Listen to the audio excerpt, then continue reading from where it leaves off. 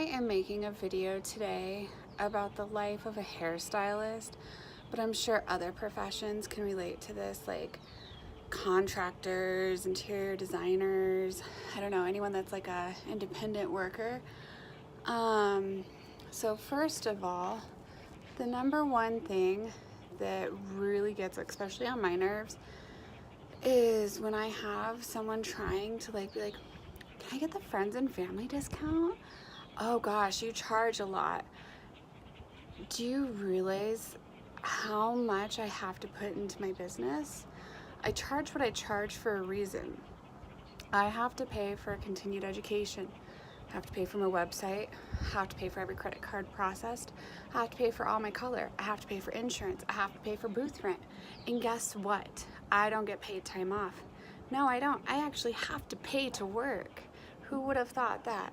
You know, I pay my rent every week, and if I'm not there, I still have to pay it. So if I give someone a discount, it's because either they're friends and family, doing a special. You know, I'm not gonna walk into your work and say, you know what, I think you're making too much today, and I think you should make half of what you're making today. That sounds like a really good idea. Do you know how like devaluing that feels? Like my education, my classes, my hard work, it means nothing. It's the rudest thing you can just say to a stylist or anyone that's providing you a service. I understand, you know, if there's a special going on, that's cool. But don't sit there and get upset because I'm not gonna give you half off because you're a friend of a friend. Or hell, even if you're my own damn sister, you know? I don't feel like there needs to be a discount given unless I feel like giving it, because there's so much I have to put into my work, you know? I have to pay for everything. I don't get anything paid for me. You're gonna get a really good service and a good haircut. Why? Because I go to classes. Are those classes cheap? No, they're not cheap. Not even my beauty school education was cheap. I'll be paying on that till I'm probably 50 years old. So when somebody tells me hairstylists don't make good money, that's a joke. I work really hard and I probably make a lot more money than the person saying that. You know, it's not just the money I have to put into it, but it's my body. At night, I have to sleep in splints on my hands, heart splints, because I'm in so much pain from all the work I do to make sure all of my clients are happy. I have carpal tunnel, so my hands fall asleep. They get crampy. It's awful, so I wear splints, take ibuprofen. I have salves that I put on. I have oils. I use so much stuff, yoga. I make sure to stay healthy as I can so that my body will last as long as I can. Do you know the most frightening thought for a hairstylist? What if I fall and break my hand? What if my body gives out? I can't make an income anymore because I'm not just sitting at a desk or rolling around. My body is my tool to make sure my family is fed. So please, tell me again that my prices are too much. You know, there's a lot that goes into it. It's not just sitting down and cutting somebody's hair and yeah, you're on your way. No, it's a custom service that you're getting. You're gonna be treated with respect, and I expect the same respect. And if, you know, my prices are too high, if I'm too booked because you're not pre-booking, there's great clips down the street. Not taking away value from them, but you know, they're all about quantity and not quality. So hairstylists have to deal with a lot. There's some days when I get home and I am just mentally and physically drained. I love to hear what's going on in my clients' lives, and some days it's really fun, stuff is good. But I've been there with clients through some really hard times. And the relationship I build with them, it's almost as if like, if my friend loses a family member, that's how I feel it is with one of my clients. And then there's days, you know, I get to be there for weddings and being a part of that. There's a lot that goes into it.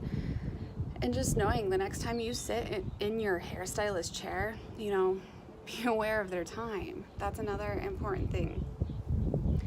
If you do not show up to an appointment and blatantly know that you're supposed to be there, that is fucked up. Okay? Let me put this in perspective. How about I go into your work and I go, you know what? I want you to clock out for 3 hours and just sit there. And then you need to clock back in and work. And while you're sitting there, you're not gonna make money. That money that you're relying on to use on bills, okay? So that's what you're doing to me. You know, you're setting up an appointment. I have my system that sends out a confirmation for a reason to remind you of day, time, and place. And if you're hitting confirm or confirming to my text messages or phone calls, then you better be there. Time is money, and you know, if you're not in my chair, that's money out of my pocket. I have a list for clients that would love to get in with me, and if it is like last minute, it just can't happen. You know, life happens. If you get in an accident, you're sick, I get it. But if it's just like, well, I don't think I can afford it, I get it, but don't book the appointment, you know? Be respectful of my time and knowing that like I'm relying on you to show up just as much as you're relying on me to show up and make you beautiful. You know, it's just being respectful of one another. Time and communication. Don't sit there and sit in my chair and act like you're better than me or you're better than anyone, because you're not. No one's better than anybody. Pull the stick out of your ass if you have it in there, because I won't put up with it. And most of the time, hairstylists like myself that are booked out in advance, I'm not gonna put up with a client that's gonna be rude to me. I'm not gonna sit there, and if I know after a few appointments I can't please you, I'm gonna send you on your way. It's called firing a client. You will get fired. Be nice. And that is the one perk to where I'm at in my job. If I have someone that sits in my chair and I'm doing a thorough consultation before and after, and this is going on for months, honey, it's not your hair that's not making you happy. There's something on in your life that's not making you happy, and don't take it out on me. You know, when a client comes to me and she's like, yeah, no stylist can make me happy, everyone keeps messing up my hair, well, I will soon find out in a few months why. Because you're either rude, pick them apart, or you're just not happy in life, so you're gonna make my day miserable by telling me that you don't like this, this, and this, but you contradict everything you say. That's a good one. So be nice to your stylist, because once they get to a point where they don't need you on your books and you're just gonna be rude, they'll fire you. So there's also called a pita charge. Pain in the ass. Pita. Don't be a pita. Pitas are those clients that sit in my chair and they're just a pain in the ass. And guess what? I will put a pita charge on your bill. You know, maybe I had some special going on. Well, that special is not going to be for you. You get what you receive, and you receive what you get. Treat others with kindness. I think that's my rant. That's about it. Bye, guys.